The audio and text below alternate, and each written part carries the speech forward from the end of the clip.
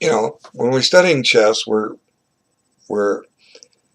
we have to analyze variations because we have to foresee the possibilities that the moves we want to play will entail. Now, when you're playing over the board, everything is in the present. Okay, you have one position in front of you, and you have to visualize, with your mind, what the position will look like, anywhere from a half a move up to maybe even 20 moves, 20 half moves deep, as to what the position will be like later. Now, in endgame positions where both sides are running their pawns, it's kind of obvious to, I push my pawn, he pushes his pawn, and so forth. We can calculate deeply very easily in a simplified position. Uh, Now, if we're playing an over-the-board game, we visualize everything from the current position, and then after the game's over, we might conduct what we call a post-mortem with our opponent, where we leave the tournament room, go off to a side room, and play over the game, and both say, share ideas, what we were seeing, what we were thinking, and see what comes up. And here we're allowed to move the pieces around. So, moving the pieces around is allowed in a post-mortem, and in effect, that's what we're doing. It doesn't matter if you analyze it with your opponent, or say you go to the coffee shop with your friends who you rode to the tournament with, and somebody drags out a chess set and you start playing over. Everyone looks at each other's game. There have been countless situations like this in chess. It's one of the reasons I like to go play chess. We get to study it afterwards with your buddies and show off. Hey, look what I did. And yada yada yada.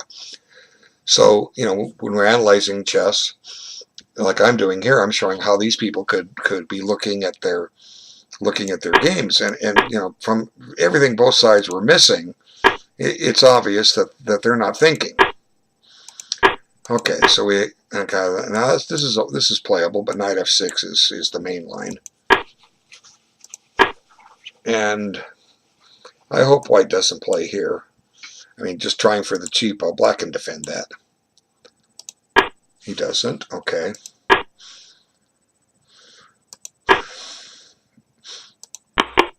No, I don't think this leads anywhere at all, but it could be an annoying pin.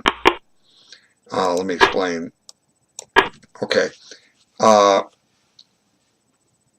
Black is in a little bit of a dilemma here. He's not going to break that pin easily. For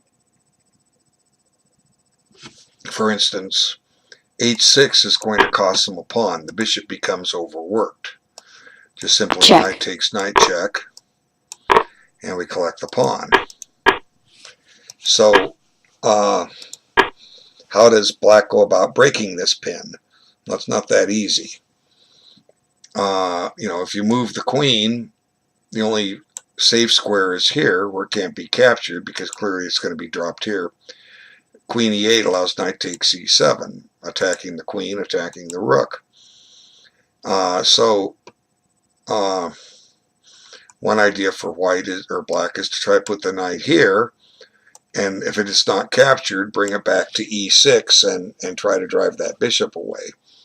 Another alternative might be to put the rook here, and then the idea is that maybe we can get this rook up here so that the queen can get out of the pin. Okay, but even that's not ironclad guaranteed success, because here, let me just give you an example. Knight takes knight check. If we take back with the bishop, we're going to drop this rook, and black has a choice of which piece he wants to take, and the other one is going to retreat, and white will have won the exchange here. So the rook e8 idea doesn't work. So here's black's difficulty in this position. Okay, here's the first key point here that I want to make. When you play correspondence chess, you're allowed to use books. Okay, You go to tournament, you can't use a book. You're using your memory. Okay, you're using your memory and what you can figure out while you're sitting there. Okay, maybe you know a lot about openings. Maybe you know a lot of openings 10, 15, 20 moves deep. You know the strategies and ideas behind them. And if you can get an opening, even your opponent may know it just as well as you. He might even know it better. But if you know the openings, you're going to reach a satisfactory position after X number of moves. So you see here, I didn't mention it, but I just say this is the correct move and the game is equal. But you see, there's an inherent drawback with this move, and there's two drawbacks with it. Number one, it does weaken F6, and we can ask ourselves in hindsight, why didn't I think of that? Because you did envision white pinning that knight and applying pressure. But the other reason is this bishop already had a diagonal to develop on. You don't need another diagonal. If you want to fianchetto your bishop, your king's bishop, okay, you can play here. You don't need to move your e-pawn. This helps you get developed quicker. Or if you want, you can play the perk. Okay, this attack the pawn, protect it. Now g6. The bishop will fianchetto and everything is safe and secure. So, what I'm saying is if you use books, if you use a database, now I'm not going to run my chess base on here, but if I do, I got 6.5 million games, okay? And it will show me, if I run this position, it'll show me in all the games on the database. Now, these tend to be against higher rated players, but there are a bunch of 17, 18, 1900 players that will show up on the database. I don't know how many games it's going to pop up, but probably 80% or higher of the games are going to feature this move. And this move is only going to be featured 1 or 2 times, if at all. So, here Black has access to all this technology, even if you don't own ChessBase, which costs you like $150, $250, depending on what you acquire with it. You can Google free online chess database that will let you scroll through millions of games too. The only thing you have to do is what? Register an email and maybe a login name. Could be your first name. John Doe. Okay, John Doe, 1999. You're 19 years old. There you go. That's your username, your handle. John Doe 1999 at gmail.com. And that database is yours to access. And you can use the database to play all your correspondence games better and get better results. Both these guys are in danger of losing to each other simply because they're making a lot of mistakes. You make too many mistakes, you can't recover, okay? So if either of these guys would stop, take their time, do some research, guess what's going to happen? Their rating is going to shoot up because they're going to beat all these guys that will blunder. And now they're going to get a higher rating and they're going to get higher pairings. And guess what's going to happen? Number one, their opponents aren't going to be blundering. Number two, their opponents are going to play stronger moves. And number three, they are going to get better because they're playing stronger players. Isn't that what you're trying to do? Okay, so we see opportunities, and like I say, this move did not help Black. He has an even game, but you see, this is a mistake. This is a mistake. This is a legitimate threat creating a pin. Black needs to do something other than what he did. He must prevent that pin at all costs, because it's just going to tie him up. He can break the pin like this.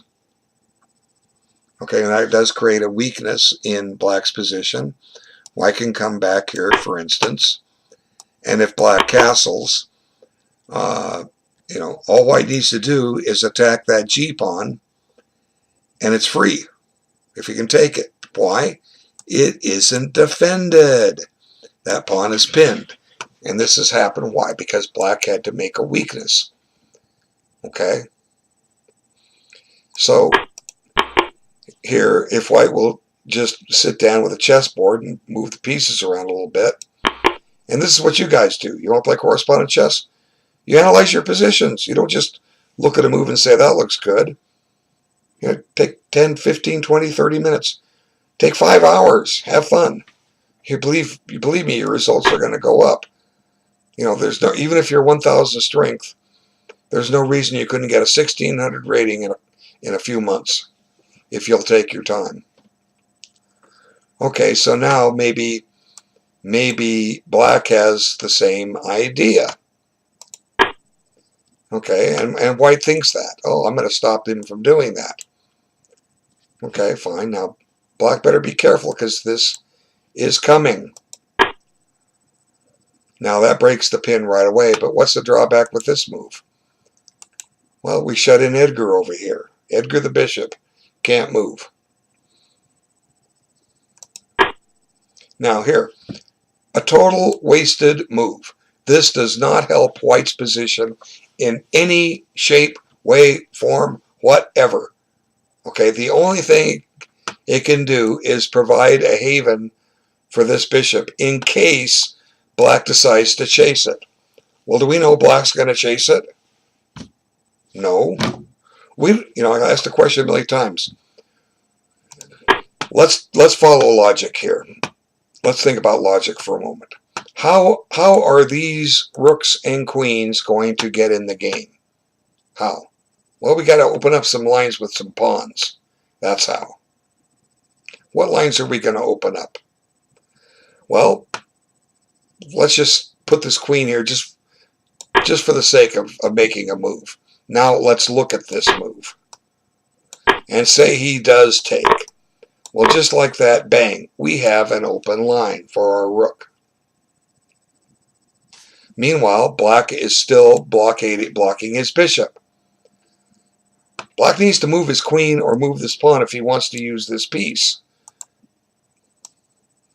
Let's pick this square. I'm just picking a square. Now, white wants another open line. How can he get that? Well, this looks like a good line to open up. Let's move this knight. And I'm putting him back here. Why am I putting him back here? It's not that I'm retreating the knight where he can't move. I'm preparing this move. Now say black develops his bishop. Kabang! I've got a half-open file for the rook. Now I ask a question, what's black going to do? And the answer is, we don't know. But we're ready to meet whatever he does. Suppose he takes here. He doesn't have to. Now look at that. We have an open F file. We have 3 attackers on F6. We got 1 defender. This knight needs to move. Suddenly we have open lines. Now what magic did I do for white? None. All I did was find moves which helped white's pieces become active. That's all I did. A3 does not help white's pieces in any way, shape, or form. Zilch. It's just like, let me weaken my pawn structure and make it your move. That's what it does. Okay, now he's decided he wants to develop his bishop here. He'd rather have the bishop somewhere, but it missed its best diagonal. It could have gone to E6 a little earlier. So now white decides he's going to make a pin. But the pin is kind of without any oomph because we can't pile up on this pin piece. This knight cannot safely get to a square to pile up on the knight. Now, maybe we could say, hey, look, I'm playing this A3 to create this square for my knight so I can come here. Well, sorry, I don't buy it. It wasn't your plan. Now here, black should have broken the pin and developed his piece. And now white comes back. So in effect, what white has just said here is, He was in this position. White has just said, hey, black, it's my move, but you know what? I really don't want to make a move here. So I'm going to make you an offer you can't refuse. I'm going to give you 2 moves in a row, as long as one of them is A6. And that's the net result of what happened here. Because now this is the same position we just had. This move has been played. It's black's turn. Free move. And he chooses to go here. Okay. So, black got two free moves out of the position. Now what's white do? He captures. That kind of forces black's reply. Okay, knight comes back. Now we do have a loose pawn here. Black can protect it with c5. Let's see if he does. Now he decides to counterattack the bishop. Okay, that's logical. Call that as Wishnazug. Now the pawn is still under attack. Let's go here. Let's go here with the bishop. So he says here, I don't want the pawn. Okay, how can you not see a pawn is there? Now maybe black has some tricks. Okay, now the tricks are a discovery. Anywhere we put this knight uncovers an attack on this. But we have to be careful. Like if we grab this pawn on e4, white will take the knight and his queen will be protecting the bishop. So black is just throwing a pawn away. I mean, how can you do this in a correspondence game? You have time to move your pieces, to analyze. This keeps your pawn. You've given your opponent a free pawn. Okay, now white strategically is winning. Now, this does soften up the dark squares around white's king, but fortunately it does have a dark squared bishop. Okay, now this uncovers an attack here. It might try to bring the knight in here. So if white moves his knight, he's going to drop his pawn on b2. So what can white do instead? Well, he can play c3. That'll close the diagonal down. He could play bishop e3. But maybe black gets that c5 push, driving the knight away and snatches the b2 pawn. Let's see what white does. Well, he just says, here, have a free piece. Okay, I mean, no. Check. Thank you very much. I mean, you don't, correspondence game, all 3 days to play a move.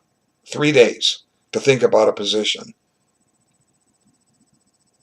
5 minutes spent on the game, white wouldn't have dropped a piece.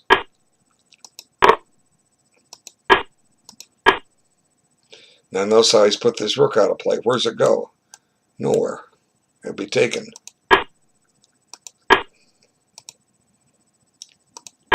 Okay.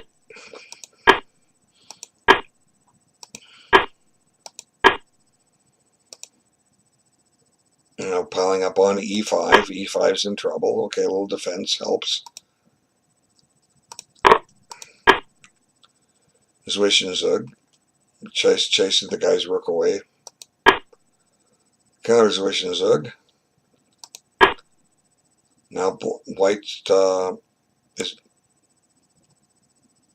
coughing up a pawn, maybe, because he didn't take when he could have. Okay, but white's still winning. He's ahead a piece and a pawn. No. Correction. Let's see, 5 pawns. No, white's down 2 pawns. White's down a piece. I'm looking at it backward. And black just makes trades because he knows his trades are made. Check. Eventually white will run out of pieces to do anything with and black will win. Okay, so maybe white might have considered taking here. Creates threats on g5. Well, it protects this, keeps this square safe, but it was already safe and it shuts in the bishop. So now the good diagonal for white, but does he have enough to go with it all? Now, I still like this idea because if he takes, you steal the knight. It goes there. Threatening a check. Black could play bishop c8 and drive the queen out. He grabs the pawn. Okay, that makes sense. Now this rook is under attack. Now he's just asking for trouble here. This piece is pinned, and black can just start piling up on it. Check. Or he can do what he did. This drives the king away from it, and now the rook is free. So more than one way to skin a cat. So, both sides have flirted with having the advantage, and finally one side made a mistake, and enough mistakes, and the game just fell apart. Now if black can get this queen here, that's checkmate. Check. Okay, it goes that way. But this is getting a mate too. It's even it's forced checkmate with different way. Perfect. Good move by black. Now it's mate in one. Checkmate. Okay, so clearly neither side played correspondence chess the proper way. You're depriving yourself of a chance to learn how to analyze when you move too fast. Do you want to get better at chess? Slow down. Okay?